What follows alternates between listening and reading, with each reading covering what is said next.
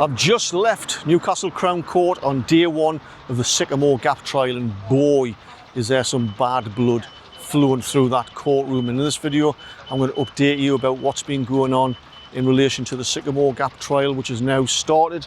It's scheduled to last 10 or 11 days, taking us up to Monday, the 12th of May. So I'm going to come back to those bad feelings in a minute. But just a recap on this whole trial. This goes back to the night of the 28th of September 2023, when during the hours of darkness the sycamore tree was felled using a chainsaw in the Sycamore Gap at Hadrian's Wall, a UNESCO World Heritage Site on National Trust land.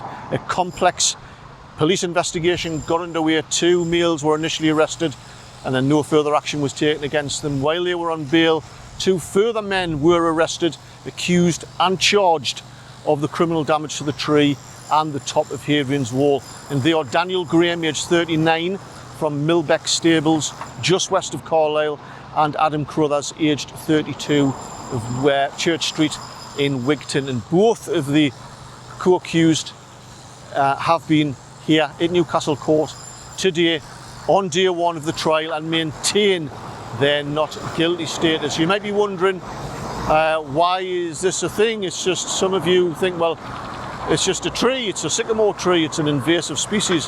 And by the comments on the videos I've done so far, opinions are roughly half and half, completely split on this. There's one half where those think that, with the opinion that this is just an attack on our history, our heritage, our culture. It's a national monument in a spot which inspires poets and photographers and painters and authors, but also I was sat next to a reporter next to me in the gallery there today in court who proposed to his wife at Sycamore Gap.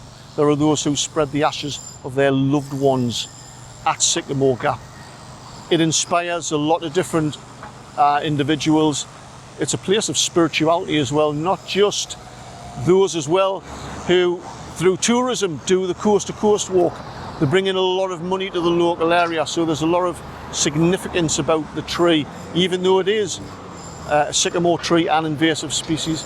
It was planted in the late 19th century by the landowner then John Clayton, clearly to create an aesthetic look about that particular area of Hadrian's Wall, which is now, I think I said earlier on, a UNESCO World Heritage Site on National Trust land. And then there's the other half of the population who don't get it at all, who think this is a complete and utter waste of time and taxpayers' money, prosecuting and taking 2 individuals to trial over a tree. And for what it's worth, my opinion is, if you're not interested in history, in heritage, in culture, in British landmarks, things that epitomise Britishness, even if you're not into trees, then you're not going to be interested in this particular act of criminal damage. Now, we do know from a previous hearing of the evidence that the police have gathered and presented to the Crown to prosecute or attempt to prosecute the accused in this case. And they basically fall into 4 categories. You have automatic number plate recognition evidence, you have image enhancement evidence, you have cell site analysis from mobile phones, but potentially most importantly and most interestingly, we have botany forensics.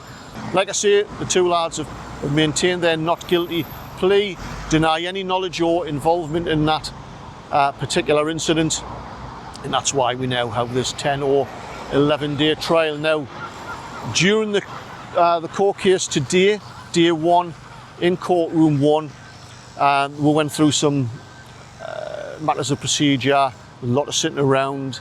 The jury was selected. That was quite a lengthy process, but in amongst all of that, in courtroom 1, there was clearly some bad blood between Daniel Graham and a male who was sat in the public gallery just behind me, because I noticed on 2 or 3 occasions Daniel Graham and the lad behind me were eyeballing each other for significant lengths of time. And on occasions where Daniel Graham was taken to the back when there was a recess, there was some verbals going on. Now, I couldn't quite make out what was going on, but it was clear there's something going on. A little bit later on, the judge asked one of the defence barristers about what was going on, and it caused Daniel Graham to kind of stand up and make a little bit of an outburst really to the judge that he's sick and tired, in his words, of being intimidated in court by the divvy, as he referred him to, sat in the corner of the public gallery. Now, Daniel Graham has later gone on to accuse this lad who sat behind me of showing his fist. Now, of course, I don't know what's been going on. I do know now that the lad is, or has left court with Adam Carruthers, the co-accused, about half an hour or so ago. So I don't know what's going on. We might find out during the court case about this bad blood, this bad feeling, but it was caused quite a stir in court, I can tell you. And I can say as well, I nearly didn't get in the interest that's been generated in this case, not just the members of the public, but also the press have almost filled the courtroom out. There was an overspill into the public gallery, so I thought I wasn't going to get in, but I did, so I was really glad. Now, the actual trial hasn't started yet because of everything that's went on this morning. Day 2, tomorrow, Tuesday, that's going to be the prosecution. The Crown are going to present their case to the court. So we're going to find out a little bit more about those 4 strands of evidence that we'll have. There are a few expert witnesses as well. There are lots of witnesses, evidence and testimony to go through. Some of them will be at court. Some of them will be evidence has already been agreed from their statements. But I can't invest all my time to come here every single day. So I'm going to cherry pick the days like tomorrow when the prosecution are going to outline their case, and probably day 1 when it's the prosecution turn, when the defendants are going to give their evidence. I'll be giving some updates. So make sure you subscribe to the channel. You give the video a like if you found this interesting, so every time I release a new video you're going to get a notification, because this is one of the, if not the biggest, most unusual, complex and interesting cases you're going to hear about in Newcastle Crown Court for quite a while.